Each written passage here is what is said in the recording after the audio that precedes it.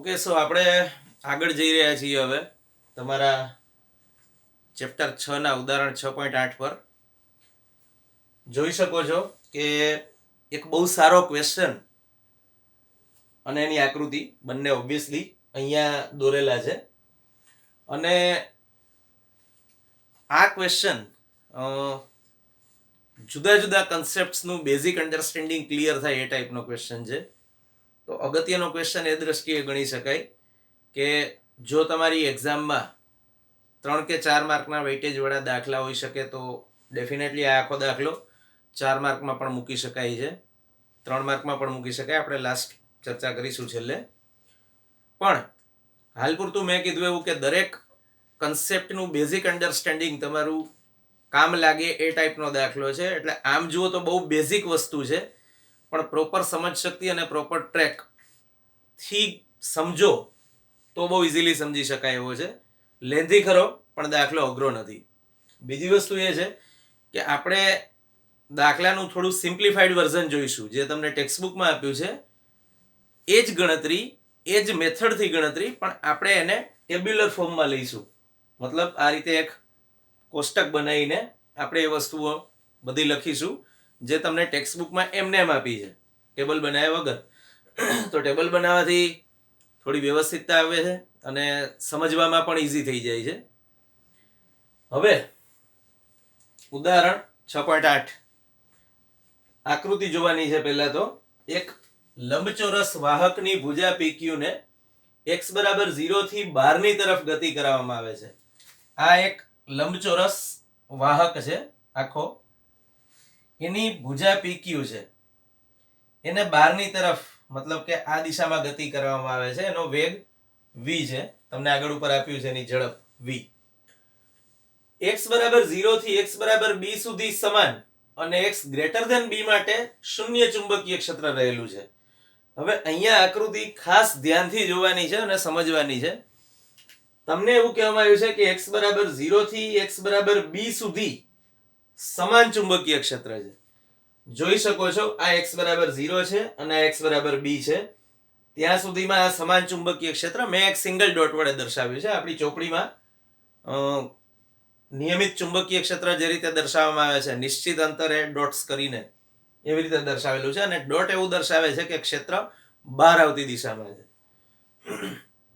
અને x greater than b માટે શૂન્ય ચુંબકીય ક્ષેત્ર છે. અહીંયા x બરાબર b છે, ગ્રેટર ધેન b મતલબ આ બાજુનો આખો વિસ્તાર, એમાં ચુંબકીય ક્ષેત્ર શૂન્ય છે. માત્ર ભુજા PQ જ નોંધપાત્ર અવરોધ ધરાવે છે. આ PQ ભુજા આપણે દેખાડેલી છે જે મૂવેબલ છે. આપણે જસ્ટ લાઈક આગળ જે સળિયાવાળી થિયરી જોયેલી ગતિકીય EMF ની, એવી જ રીતે સેમ. તો આ PQ નો નોંધપાત્ર અવરોધ આપણે એને સંજ્ઞા આપી છે સ્મોલ r. આપણે નોંધપાત્ર અવરોધને સ્મોલ r કહી દઈએ. આ ધરાવે છે. હવે PQ ને અચળ v ઝડપથી x બરાબર 0 થી x બરાબર 2b સુધી 12 ની તરફ ખેંચવામાં આવે છે. મતલબ શરૂઆતમાં અહીંયા હતો જે આ PQ ભાગ મેં દેખાડ્યો છે, એને x બરાબર 0 થી મીન્સ અહીંથી x બરાબર 2b સુધી 12 ની તરફ ખેંચવામાં આવે છે. મતલબ આ રીતે 2b અહીંયા પહોંચી ગયો 2b એ, અને ત્યારબાદ x બરાબર 0 પર પરત લાવવામાં આવે છે. મતલબ પછી એટલી જ ઝડપથી એને પાછો અહીંયા લાવી દીધો. તો ફ્લક્સ, પ્રેરિત EMF, ભુજાને ખેંચવા માટે જરૂરી બળ અને જૂલ ઉષ્મા તરીકે વ્યય પામતા પાવરના સૂત્રો મેળવો અને અંતર સાથે આ રાશિઓના ફેરફારને રેખાંકિત કરો એટલે કે ગ્રાફ દોરો. સૌથી પહેલા તો એક વસ્તુ વધારાની, એક બે વસ્તુઓ, કે અહીંયા આપણે બિંદુ K છે અથવા બિંદુ S છે એવું કહી શકીએ છીએ. આ RS જે મેં લખ્યું છે એકચ્યુઅલી આ ફ્રેમ માટે લખ્યું છે. જે લંબચોરસ ગાળો તમને કીધું છે એની એક બાજુ RS છે, લંબાઈ L છે એની. અને આ જે K લખ્યું છે એ K, L અને M ત્રણ જુદા જુદા બિંદુઓ દર્શાવેલા છે આપણે. મતલબ K જ્યાં લખ્યું છે અથવા S જ્યાં લખ્યું છે એ x બરાબર 0 સ્થાન છે. પછી L જ્યાં લખ્યો છે ત્યાં x બરાબર b છે, અને M જ્યાં લખ્યો છે ત્યાં x બરાબર 2b છે. આપણી ટેક્સ્ટબુકની આકૃતિમાં થોડા ઘણા આગા પાછા બિંદુઓ દર્શાવેલા છે, એટલે ખાલી થોડું ધ્યાન રાખવું કે આપણે અહીંયા જે કંઈ વાત કરી રહ્યા છીએ એકદમ પ્રિસાઇઝ આકૃતિ આપણે દોરી છે, ચોપડી કરતાં વધારે સારી. હવે આપણે આટલી વસ્તુઓ શોધવાની છે. તમને પૂછ્યું છે ફ્લક્સ, પ્રેરિત EMF, ભુજાને ખેંચવા જરૂરી બળ, જૂલ ઉષ્મા તરીકે વ્યય પામતો પાવર. તો સૌથી પહેલા તો મેં શું કર્યું, આખી ગતિના 4 ભાગ પાડી દીધા. પહેલા ભાગમાં એ 0 થી b સુધી જાય છે, એટલે મેં અહીંયા પહેલી કોલમમાં લખ્યું છે 0 less than or equals to x less than b. અને પછી બીજા ભાગમાં જે ગતિ થાય છે એમાં એ b થી 2b સુધી જાય છે, તો મેં એના માટે લખ્યું છે b less than or equals to x less than 2b. તમે 0 થી b ની ગતિને k થી l ની ગતિ કહી શકો, એટલે મેં અહીંયા 0 થી b ની વચ્ચેની ગતિ માટે લખ્યું છે k થી l. એ જ રીતે તમે b થી 2b સુધી જે ગતિ થાય છે એને l થી m સુધીની ગતિ એવું પણ કહી શકો, એટલે મેં અહીંયા લખ્યું છે l થી m. બીજી વાત, આપણે તો ખાલી આ 2 ભાગની ગતિ વિચારી, પણ ઊંધી દિશામાં જ્યારે ગતિ થાય ત્યારે આપણે જે કોઈ મૂલ્યો શોધીશું એ બધા મૂલ્યો ચેન્જ થશે, પણ મૂલ્યો એના એ રહેશે. ચેન્જ થશે મીન્સ જ્યાં ક્યાંય દિશા ચેન્જ કરવાની જરૂર હશે ત્યાં દિશા ઉલટાશે, મૂલ્યો નહીં બદલાય, એના એ મૂલ્યો રિપીટ થશે. તો હવે આપણે જે વસ્તુઓ શોધવાની છે એ બધી વસ્તુઓ મેં અહીંયા લખેલી છે. જુઓ, પહેલું પૂછ્યું છે ફ્લક્સ એટલે કે ચુંબકીય ફ્લક્સ. તો PQRS બંધગાળા સાથે સંકળાયેલું ચુંબકીય ફ્લક્સ, સૂત્ર φB બરાબર BA. પછી બીજું છે પ્રેરિત EMF. તો પ્રેરિત EMF શોધવા માટે આપણે સૂત્ર જાણીએ છીએ ફેરેડેનો નિયમ, એપ્સાઇલોન બરાબર -d∅B/dt, એટલે કે ચુંબકીય ફ્લક્સના ફેરફારનો સમય દર. ત્રીજી વસ્તુ મેં અહીંયા લખી છે PQ માં પ્રેરિત પ્રવાહ. પ્રવાહનું કામ મારે એ છે કે જે અહીંયા પૂછ્યું છે ભુજાને ખેંચવા માટે જરૂરી બળ એ F બરાબર ILB જેટલું છે. આપણે જાણીએ છીએ કે I જેટલા પ્રવાહનું વહન કરતો L લંબાઈનો સુવાહક જ્યારે B જેટલા ચુંબકીય ક્ષેત્રમાં રહેલો હોય ત્યારે એના પર લાગતું બળ F બરાબર ILB જેટલું હોય છે. તો મારે આમાં મૂકવા માટે I ની જરૂર હતી, એટલે મેં અહીંયા આ એક સ્ટેપ એડ કર્યું છે, એક કોલમ. અને છેલ્લી વસ્તુ જૂલ ઉષ્મા તરીકે વ્યય પામતો પાવર. તો PQ માં વ્યય પામતો પાવર P બરાબર I²R છે, જ્યાં R PQ નો અવરોધ છે, આપણે અહીંયા લખ્યું એ. હવે આપણે એક પછી એક 1 by 1 બધી ભૌતિક રાશિઓ જે પૂછી છે જે તે ગાળામાં એના મૂલ્યો શોધતા જઈએ. સૌથી પહેલા તો હું વિચારું છું ગતિ k થી l સુધી, એટલે કે આ વિસ્તારમાં. તો ચુંબકીય ફ્લક્સ શોધવું હોય તો સૂત્ર છે φB બરાબર BA. તો B ચુંબકીય ક્ષેત્ર તો અચળ છે, એટલે B એમનું એમ રહ્યું અહીંયા. પણ A એટલે શું? ક્ષેત્રફળ. આપણે PQRS બંધગાળા વિશે વાત કરી રહ્યા છીએ, તો PQRS નું ક્ષેત્રફળ એટલે લંબાઈ ગુણ્યા પહોળાઈ. તો લંબાઈ ફિક્સ છે L, એટલે મેં મૂકી દીધું L. પણ સળિયો સતત ગતિ કરે છે, એટલે આ પહોળાઈ, એટલે કે આ દિશામાં આપણે લીધો છે x. જુઓ 0 છે, b છે, 2b છે, આ બધી x ની કિંમતો છે. તો અહીંયાથી અહીં સુધી પહોંચે ત્યાં સુધી x સતત બદલાય છે. પણ અહીં સુધી પહોંચ્યો ત્યારે ફ્લક્સ સતત બદલાતું રહે છે. જેમ જેમ સળિયા વડે રચાતો બંધગાળો મોટો ને મોટો થતો જશે એમ ફ્લક્સ પણ વધતું જશે. પણ જ્યારે b થી 2b સુધીની ગતિ તમે કન્સિડર કરો છો, આ b થી 2b, ત્યારે ત્યાં તો ચુંબકીય ક્ષેત્ર હાજર છે જ નહીં. હવે તો ફ્લક્સ શૂન્ય થઈ ગયું એવું ના કહેવાય. હું વિચારી રહ્યો છું બંધગાળો PQRS. તો ધારો કે આ PQ જ્યારે અહીંયા હશે તો PQRS, તો આ ભાગ તો એમાં કન્સિડર થયેલો જ છે. તો હવે કુલ ફ્લક્સનું મૂલ્ય થઈ ગયું અચળ ચુંબકીય ફ્લક્સનું. પાછું આગળ મેં કીધું એમ φB બરાબર BA માં B અચળ છે, અને હવે પહોળાઈ, લંબાઈ ગુણ્યા પહોળાઈમાં પહોળાઈ B લેવી પડશે. ખાલી ફ્લક્સની ગણતરી માટે સમજજો, હું બંધગાળાના ક્ષેત્રફળની વાત નથી કરતો. એ બંધગાળાનું જે અસરકારક ક્ષેત્રફળ ગણાય એ કેટલું? ધારો કે સળિયો અહીંયા છે તો આ ક્ષેત્રફળ કઈ BL સ્મોલ b નથી થવાનું, પણ મારે ફ્લક્સની ગણતરી કરવાની હોય ત્યારે તો જેટલા ભાગમાં ક્ષેત્ર હાજર છે એટલા જ ભાગનું ક્ષેત્રફળ લેવાનું. તો ભલે સળિયો અહીંયા છે કે અહીંયા છે કે અહીંયા છે કે અહીંયા છે, કઈ ફરક નથી પડતો. ક્ષેત્ર ક્યાં સુધી છે? બી સુધી. એ આખો પાર્ટ કવર થયો. એટલે મેં અહીંયા લખ્યું છે BL સ્મોલ b. આ ચુંબકીય ફ્લક્સ મળી ગયો આપણને બે કેસમાં. હવે PQ માં પ્રેરિત થતા EMF વિશે વાત કરીએ. તો પ્રેરિત EMF નું સૂત્ર ફેરેડેના નિયમ પરથી એપ્સાઇલોન બરાબર -d∅b/dt એવું લખી શકાય. તો અહીંયા જ્યારે હું EMF નું સૂત્ર લખું છું તો -d/dt કયા ભાગમાં ગતિ માટે? k થી l સુધીની ગતિ માટે. આ પહેલી કોલમ k થી l સુધીની અથવા 0 < x b માટેની છે. તો એમાં phi b ની કિંમત blx છે. એટલે મેં અહીંયા લખ્યું d/dt of blx. મેં phi b ની આ કિંમત લીધી અહીંયા. તો હવે માઈનસ b અચળ છે, l અચળ છે, પણ અંતર બદલાય છે એટલે મારે લખવું પડ્યું dx/dt. અને આપણે જાણીએ છીએ કે dx/dt એટલે ઝડપ થાય v. તો જ્યારે સળિયો 0 થી b સુધીમાં ગતિ કરતો હશે ત્યારે એની સાથે સંકળાયેલું ફ્લક્સ આટલું બદલાયું અને ફ્લક્સના ફેરફારના કારણે આટલું EMF એમાં પ્રેરિત થયું. પણ હવે b થી 2b દરમિયાન b થી 2b સુધીની જે ગતિ કરે છે એ ગતિ દરમિયાન ફ્લક્સ આટલું છે BLB. તો કેપિટલ B ચુંબકીય ક્ષેત્ર અચળ છે, સ્મોલ l લંબાઈ અચળ છે, સ્મોલ b પહોળાઈ અચળ છે.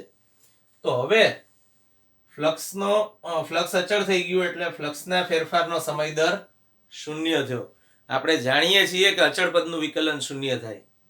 એટલે આટલી ગતિ દરમિયાન b થી જ્યારે 2b સુધી પહોંચે છે એ ગતિ દરમિયાન PQ માં કોઈ જ EMF પ્રેરિત થતું નથી. આપણે એવું જાણીએ છીએ કે EMF પ્રેરિત થવા માટે ફ્લક્સ બદલાવવું જરૂરી છે, ચુંબકીય ફ્લક્સનો ફેરફાર થવો જરૂરી છે. તો ચુંબકીય ફ્લક્સનો ફેરફાર તો એને અહીંથી અહીં સુધી ગતિ કરી ત્યારે થયો, પણ પછી અહીંથી વધુ આગળ આ બાજુ ગતિ કરે ત્યારે તો ફ્લક્સ અચળ થઈ ગયું. જેટલું આટલા વિસ્તારમાં હતું એ ફ્લક્સ જળવાઈ રહ્યું. તો અહીંયા આપણને પ્રેરિત EMF 0 મળશે. હવે I નું સૂત્ર હતું ε/r. તો જ્યારે હું આ ભાગ વિચારીશ 0 થી b સુધી અથવા k થી l સુધીનો, ત્યારે એમાં પ્રેરિત પ્રવાહ મળશે ε/r. એમાં એપ્સાઇલોન ની કિંમત -blv/r. એપ્સાઇલોન ની કિંમત આપણે અહીંથી લીધી. હવે પેલી બાજુએ વિચારીએ તો એપ્સાઇલોન બરાબર 0 છે ઓલરેડી. તો પછી દેખીતી વાત છે અહીંયા પ્રવાહ પણ 0 હશે. મતલબ કે કોઈ જ પ્રવાહ અહીંયા પ્રેરિત થતો નથી. નેક્સ્ટ F બરાબર ILB. આ સૂત્ર છે ગતિ જાળવી રાખવા માટે જરૂરી બળનું. એમાં I ની કિંમત -blv/r લઈ લઈએ.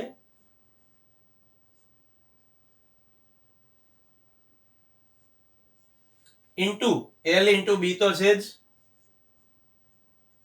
તો ફાઇનલી આપણને મળ્યું -b ઇન્ટુ b એટલે b², l ઇન્ટુ l એટલે l², v/r. હવે અહીંયા તો પ્રવાહ 0 હતો, તો પછી આ પ્રવાહ 0 હોય તો બળ ઉત્પન્ન થવાનો કોઈ સવાલ આવતો નથી. તો અહીંયા પ્રવાહ 0. અને PQ માં વ્યય પામતો પાવર P બરાબર I²R છે. તો I આપણે શોધી કાઢ્યો. અહીંયા આનો સ્ક્વેર કરો એટલે ધન થઈ જાય. તો b² l² v²/r² into r. એટલે આને સાદુરૂપ આપો તો મળે b² l² v²/r. તો પાવરનું આ મૂલ્ય 0 થી b સુધીની ગતિ થાય ત્યારે મળે છે. અને અહીંયા ફરીથી એકવાર I બરાબર 0 છે એટલે પાવર પણ 0 મળે છે. તો આપણે સળિયાની અહીંથી અહીં સુધીની મતલબ 0 થી b સુધીની અથવા k થી l સુધીની ગતિ માટેના બધા મૂલ્યો અને l થી m સુધીની ગતિ માટેના બધા મૂલ્યો અહીંયા લખી લીધા.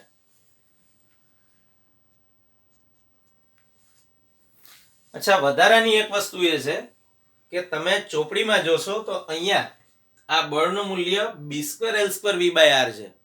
આપણે લખ્યું છે -b²l²v/r. તો કન્ફ્યુઝન ના થવું જોઈએ.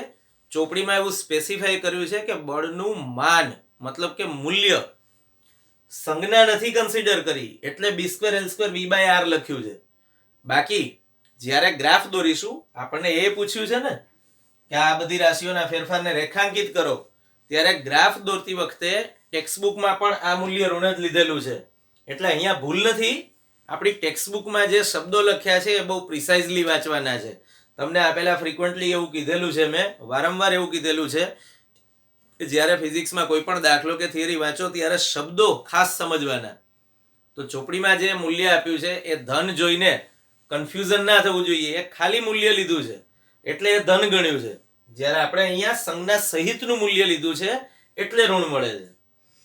અચ્છા, તો હવે આપણે એવું કહી શકીએ કે જે મૂલ્યો k થી l અને l થી m માં થતા હતા એ જ મૂલ્ય હવે m થી પાછો l જાય અને l થી પાછો k સુધી જાય ત્યારે રિપીટ થશે. પણ આપણે હજુ સુધી તો ખાલી મૂલ્યો જ શોધ્યા છે. હવે આપણે એ બધી રાશિઓના થતા ફેરફારો જે કંઈ છે એને રેખાંકિત કરવાના છે. મતલબ સાદી ભાષામાં કહીએ તો અંતર સાથે આ રાશિઓમાં જે ફેરફાર થાય છે એ દર્શાવતો ગ્રાફ આપણે દોરવાનો છે. તો હવે આપણે ગ્રાફ પર જઈશું. તો હવે આપણે જે કોઈ ભૌતિક રાશિઓ શોધી છે એ બધીને આપણે રેખાંકિત કરીશું. સાદી ભાષામાં કહીએ તો આ બધા મૂલ્યો અંતર સાથે કઈ રીતે બદલાય છે એનું આપણે અહીંયા એક માપ દર્શાવીશું ગ્રાફ વડે. તો ગ્રાફમાં મેં અગેન રેફરન્સ માટે k, l, m, l, k આવી રીતે બિંદુઓ લીધેલા છે. મતલબ થોડું રફલી યાદ હોય તો આકૃતિમાં આપણે એવું કંઈક દોર્યું હતું. અહીંયા k હતું, પછી b જેટલા અંતરે l, ફરીથી b જેટલા અંતરે એટલે ટોટલ 2b જેટલા અંતરે m.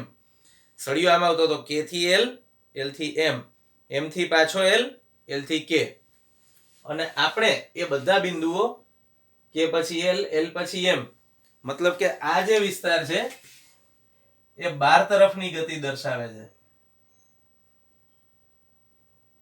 મતલબ સળિયો આ દિશામાં જતો તો એ ગતિ દર્શાવે છે. જ્યારે m થી એ પાછો k પર આવશે એ અંદર તરફની ગતિ દર્શાવશે. હું જગ્યાના થોડા અભાવના કારણે બહારની અને અંદર તરફની ગતિ માટે ખાલી બહાર અને અંદર એટલું જ લખું છું. બીજી વસ્તુ, ગ્રાફ દોરતી વખતે બી શ્યોર, મેં તો ફૂટપટ્ટી વગર આકૃતિ દોરેલી છે, પણ તમે જ્યારે એક્ઝામમાં આ આકૃતિઓ દોરો છો ત્યારે ખાસ મગજમાં રાખવાનું કે આપણે જે કોઈ દર્શાવીએ છીએ મૂલ્યો, ખાસ કરીને k, l, m, l અને k આની વચ્ચેના અંતરોના મૂલ્યો એ બધા સરખા રહેવા જોઈએ. જેમ કે તમે અહીંયા આ k થી l નું જેટલું અંતર લીધું એટલું જ l થી m નું, એટલું જ m થી l નું અને એટલું જ l થી k નું હોવું જોઈએ. કારણ કે તમને દર b જેટલા ગાળે મૂલ્યો આપેલા હતા. 0 પછી b પછી 2b, 2b માંથી પાછો b અને પાછો 0. પણ ધ્યાન રાખજો, ગ્રાફ તમારે રિવર્સ નથી લેવાનો. ગ્રાફમાં તો એ જ ક્રમમાં બિંદુઓ આવશે. આપણે જ્યાં ક્યાંય જરૂર પડે ત્યાં ગ્રાફની દિશા ઉલટાઈશું એની વાત નથી, પણ ત્યાં સુધી આપણે ગ્રાફના મૂલ્યો ચેન્જ કરવાના થતા નથી. તો હવે આપણે 1 by 1 બધાના ગ્રાફ દોરીએ. પહેલો ગ્રાફ છે ફ્લક્સ φb દર્શાવવા માટે. તો પહેલા જોઈ શકો છો કે k થી l સુધી ગતિ થાય ત્યાં સુધી blx, અને મેં હમણાં દેખાડ્યું એમ સળિયો જ્યારે આ તરફ ગતિ કરે ત્યારે x વધતો જતો હતો. તો સળિયો જ્યારે 0 થી b સુધી અથવા k થી l સુધી ગતિ કરે એ દરમિયાન એની સાથે સંકળાયેલું ચુંબકીય ફ્લક્સ સતત વધતું જાય છે. આ રીતે આ ફ્લક્સમાં વધારો થયો, અહીંયા 0 છે એવું કહી શકો. પછી l થી m સુધી આગળ ગયો, મતલબ b થી 2b સુધી એવું પણ કહી શકો. આકૃતિ જોવી હોય તો જોડે જોડે બુકમાં રિફર કરી શકો છો. અહીંયા થોડી જગ્યાની શોર્ટેજ હતી એટલે મેં આકૃતિ ભૂસી કાઢી છે. તો l થી m જશે ત્યાં સુધીમાં તો કોઈ ચુંબકીય ક્ષેત્ર નહોતું, એટલે ત્યાં ફ્લક્સ આપણને જેટલું હતું પહેલી વખતમાં એ અચળ જળવાઈ રહેલું મળ્યું. વધારાનું કોઈ ફ્લક્સ ઉમેરાયું નહીં મતલબ. તો હવે આ ગ્રાફ અહીંથી આમ ગયો. એ જ રીતે હવે m થી પાછો l સુધી આવે ત્યાં સુધી એ ફ્લક્સ અચળ જળવાઈ રહે છે, અને l થી પાછો k સુધી આવે એમ ધીમે ધીમે ફ્લક્સની અંદર ચુંબકીય ક્ષેત્રની અંદર એનું જે ક્ષેત્રફળ રહેલું છે એ ઘટતું જાય છે, પાછો k પર પહોંચે ત્યારે ફ્લક્સ શૂન્ય થઈ જાય છે. તો આ એક ફ્લક્સ વિરુદ્ધ અંતરનો ફેરફાર આપણે રેખાંકિત કરી દીધો, મતલબ એનો ગ્રાફ દોરી દીધો. હવે બીજી વસ્તુ પર આવીએ, PQ માં પ્રેરિત થતું EMF. તો EMF પહેલી વખત k થી l સુધી ગતિ થાય એ દરમિયાન -BLV જેટલું છે, એટલે આપણે ઋણ દિશામાં દર્શાવીશું. ધારો કે આ -BLV જેટલું મૂલ્ય છે. એ જ રીતે તમારે અહીંયા ફ્લક્સમાં દર્શાવવું હોય તો અહીંયા BLB એવું લખી શકો આ મૂલ્ય માટે, કારણ કે મહત્તમ મૂલ્ય BLB છે ફ્લક્સનું. હવે અહીંયા -BLV છે, એ મૂલ્ય અચળ જળવાઈ રહેશે. ક્યાં સુધી? k થી l સુધી. એટલે આ -BLV વાળો ભાગ આ રહ્યો. k થી l સુધી આ રેફરન્સ માટે મેં રેખાઓ દોરેલી છે બધી, એ જોતા જજો જોડે જોડે. તો k થી l સુધીમાં EMF નું મૂલ્ય -BLV જેટલું અચળ જળવાઈ રહ્યું. પછી 0 છે, એટલે તમારે જો ગ્રાફમાં દર્શાવવું હોય તો તમે આવું દર્શાવી શકો. l થી m અને m થી પાછો l સુધી આવે ત્યાં સુધી કોઈ પ્રેરિત EMF મળતું નથી, કારણ l થી m અને m થી l માં કોઈ જ ચુંબકીય ક્ષેત્ર નહોતું, ફ્લક્સનો ફેરફાર ના થયો, પ્રેરિત EMF 0 આપણે હમણાં સમજ્યા. અને પછી પાછો જ્યારે અંદરની તરફ આવે ત્યારે દેખીતી વાત છે પ્રેરિત EMF ની દિશા ઉલટાઈ. આપણે અહીંયા દિશા બહુ અગત્યની વસ્તુ છે, કારણ કે આપણે ઋણ નિશાની જે અહીંયા લીધી એ લેન્સના નિયમની હાજરી સૂચવે હતો. આફ્ટર ઓલ તો લેન્સનો નિયમ દિશા સૂચવવા માટે જ હતો. તો હવે અહીંયા આપણને આ મૂલ્ય ઋણ દિશામાં મળતું હતું, એ હવે આપણે લઈ લઈશું ધન દિશામાં, આટલું જ મૂલ્ય. મતલબ અહીંયા -BLV લીધું તો અહીંયા એટલી જ ઊંચાઈએ BLV લેવાનું, અને આ BLV દર્શાવે છે ગ્રાફમાં. યાદ રાખવાનું, એક્ઝામમાં ઘણા બધા મુદ્દાઓ આપણા નાના નાના સૂક્ષ્મ ઝીણી ભૂલો આપણી અડધો માર્ક લઈને જાય એવું થવું જોઈએ નહીં. અહીંયા જેટલી અંતરે જેટલી નીચે -BLV છે એટલું જ અહીંથી ઊંચાઈએ BLV હોવું જોઈએ. અગેન અહીંયા 0 છે. ઓકે, પાછા હવે બળ વિશે વાત કરીએ. બળનું સૂત્ર -b²l²v/r મળ્યું. સોરી, બળનું મૂલ્ય -b²l²v/r મળ્યું. ક્યાંથી ક્યાં સુધી? 0 થી b માં, અથવા k થી l સુધીની ગતિ માટે. એટલે મૂલ્ય ઋણ છે એટલે હું અધો દિશામાં લઈશ અહીંયા. તો આ થયું -b²l² v/r. દેખીતી વાત છે. પછી l થી m સુધીમાં અને m થી પાછો l આવે ત્યાં સુધીમાં બળ 0 છે. તો આ બળ 0 દર્શાવતી રેખા. અને પછી બળ પણ આપણે જાણીએ છીએ સદિશ છે. તો પાછો જ્યારે l થી k પર આવશે ત્યારે આ મૂલ્ય પાછું ઉલટાઈ જશે. મતલબ આટલું જ મૂલ્ય જે અહીંયા હતું એટલું જ મૂલ્ય ધન દિશામાં મળશે, b²l² v/r. અને આ મૂલ્ય અહીંયા મળશે, મતલબ l થી પાછો k સુધી આવે ત્યારે. હવે છેલ્લી વસ્તુ વિશે વાત આવે છે, છેલ્લી બાબત, પાવર. પાવર આપણે જાણીએ છીએ કે અદિશ ભૌતિક રાશિ છે. તો અદિશ ભૌતિક રાશિ છે એટલે એની આપણે ચિંતા કરવાની રહેતી નથી દિશાની. એટલે આપણે એનું મૂલ્ય અહીંયા જે ધન મળ્યું છે હજુ ધન જ મળશે. તો k થી l સુધીમાં b²l²v²/r. અગેન આ 0 છે. તો k થી l સુધીમાં આ મૂલ્ય અચળ જળવાઈ રહ્યું. કેટલું? b²l²v²/r.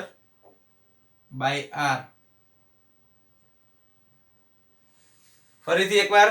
પછી l થી m માં 0 હતું, મતલબ કે આ ભાગમાં કોઈ ગ્રાફ નહીં આવે l થી m માં. એ જ રીતે m થી પાછો l પર આવે ત્યારે પણ કોઈ ગ્રાફ નહીં આવે. અને છેલ્લે l થી પાછો k પર આવે ત્યારે અહીંયા જે મૂલ્ય હતું પાવરનું એટલું જ મૂલ્ય તમને ફરીથી મળશે. તો આપણે ગ્રાફ દોર્યો છે. એક્ઝામમાં તમને કદાચ પૂછાય, મેં તમને પહેલા કીધું કે ભાઈ આ દાખલો 3 માર્કમાં કે 4 માર્કમાં કે ઇવન 5 માર્કનો જો કોઈ ક્વેશ્ચન્સ તમારા પેપરમાં હોય તો એમાં પણ મૂકી શકાય. હા, પછી બની શકે કે એ મુજબ દાખલો શોર્ટ કરી નાખવામાં આવે. મેં તમને કીધું છે કે આપણે ફિઝિક્સમાં જુદા જુદા ક્વેશ્ચન્સનું જુદી જુદી રીતે મોડિફિકેશન થતું હોય છે. મતલબ જુદી જુદી રીતે એને બદલી શકાતા હોય. તમે એક જ પ્રશ્ન જુદી જુદી કેટલી બધી રીતે પૂછી શકતા હો. બની શકે કે પેપર સેટરને એવું થાય કે ભાઈ આ ક્વેશ્ચન મારે 2 માર્કમાં પૂછવો છે, તો પછી 2 માર્કમાં દેખીતી વાત છે એ તમને આટલો લાંબો પ્રશ્ન નહીં પૂછે, સિવાય કે એને નક્કી કર્યું હોય કે તમને હેરાન કરવા છે, પેપરમાં રડાવવા હોય સ્ટુડન્ટ્સને, તો 2 માર્કમાં આ પ્રશ્ન પૂછાય. ચાન્સીસ બહુ ઓછા છે એવા. પણ જો 2 માર્કમાં પૂછવું હોય તો કદાચ ખાલી એવું પણ પૂછી શકાય, રકમ આખી આપી હોય અને એમ કીધું હોય કે ભાઈ સળિયો K થી L સુધી અને L થી M સુધી આવે ત્યાં સુધીની ગતિમાં આ બધી ભૌતિક રાશિના મૂલ્યો શોધો. That's all. આ 2 માર્કમાં પૂછી શકાય. કદાચ બની શકે કે એને દાખલો થોડો એડવાન્સ કરવો હોય તો એવું કહી શકાય કે K થી L સુધીમાં મૂલ્યો જે રીતે બદલાય છે એનો ગ્રાફ પણ દર્શાવો. તો પછી તમારે ગ્રાફમાં K થી L અને L થી M સુધીનું જ દોરવાનું. પછી L થી પાછો K પર નથી જતો એ, એટલે ગ્રાફનો આટલો પોર્શન નહીં આવે કોઈ બી ગ્રાફમાં. અને બની શકે કે 4 માર્કમાં આખો દાખલો પૂછાય તો તમારે બધા ગ્રાફ એઝ ઇટ ઇઝ દોરવા પડે, બધી ગણતરી એઝ ઇટ ઇઝ દેખાડવી પડે. પણ સૌથી અગત્યની બાબત લાસ્ટ, આ દાખલો ગોખવાનો પ્રયત્ન ન કરવો. મેં તમને ફ્રીક્વન્ટલી કીધું છે અને અત્યારે ફરીથી કહી રહ્યો છું, દાખલો સમજીને યાદ રાખવો. સમજ્યા વગર જો ગોખણ પટ્ટી કરશો ને તો બની શકે કે પ્લસ માઇનસમાં ક્યાંક આગુ પાછું થઈ જાય, અથવા ગ્રાફ કઈ રીતે દોર્યા છે એ જ યાદ ના રહે. આમ ગોખ્યું હોય કે ભાઈ અહીંયા એક લાઈન કરવાની, એક લાઈન છેલ્લે કરવાની ને વચ્ચેની 2 લાઈન જોડી દેવાની, તો એવી રીતે ગોખણ પટ્ટી ના કરવી. મેં ઘણા બધા સ્ટુડન્ટ્સને આ રીતે ગોખણ પટ્ટી કરતા જોયા છે, પણ કરવી નહીં ક્યારેય. બની શકે કે તમે આના બદલે આ ગ્રાફ દોરી કાઢો કે આના બદલે આ દોરી કાઢો. પ્રોબ્લેમેટિક છે થોડું. એટલે આપણે એવો પ્રયત્ન કરવો કે બને ત્યાં સુધી આપણે પ્રામાણિક રહીએ અને સમજીને યાદ રાખીએ, તો એ આપણા માટે ફાયદાકારક વસ્તુ છે. 6.8 એક પરિપથમાં 0.1 સેકન્ડમાં વિદ્યુત પ્રવાહ 5 એમ્પિયર થી 0 એમ્પિયર થાય છે, મતલબ પ્રવાહનું મૂલ્ય ઘટે છે. જો પ્રેરિત થતું સરેરાશ EMF 200 વોલ્ટ હોય તો પરિપથનું આત્મપ્રેરકત્વ શોધો. આપણે ગુચડાનું આત્મપ્રેરણ ભણી ગયા, મતલબ એ ઘટના કે જેમાં ગુચડા સાથે સંકળાયેલું ફ્લક્સ બદલાવાથી એની સાથે સંકળાયેલું EMF એમાં પ્રેરિત EMF ઉત્પન્ન થતું હતું, અને આપણે આ ઘટનાને નામ આપ્યું હતું આત્મપ્રેરિત EMF, કારણ કે ગુચડામાં પોતાનામાં વહેતા પ્રવાહનું મૂલ્ય બદલાવાથી ફ્લક્સ બદલાતું હતું. તો આપણે એમાં જે સૂત્ર જોયું હતું એ આવું કંઈક હતું, એપ્સાઇલોન બરાબર -L di/dt. પણ તમને ઈચ્છા પડે તો તમે ΔI/ΔT પણ લખી શકો, ચાલે. આના પરથી આપણે આત્મપ્રેરકત્વ L શોધવું હોય તો એનું સૂત્ર થાય -ε/ΔI/ΔT. હું આ ΔI/ΔT ને સામે છેદમાં લઈ ગયો. તો હવે એપ્સાઇલોન તમને આપ્યું છે 200 વોલ્ટ. ΔI/ΔT શોધો. તો ΔI એટલે શું? પ્રવાહમાં થતો ફેરફાર. અંતિમ મૂલ્ય માઇનસ પ્રારંભિક મૂલ્ય, એમાં અંતિમ મૂલ્ય 0 માઇનસ પ્રારંભિક મૂલ્ય 5 છેદમાં ΔT એટલે 0.1. તો 0 - 5 એટલે -5 ભાગ્યા 0.1 એટલે -50 મળ્યું એમ્પિયર પર સેકન્ડ. તો હવે એકમાં એટલે કે આ સમીકરણ 1 જે આપણે લખ્યું એમાં કિંમતો મૂકતા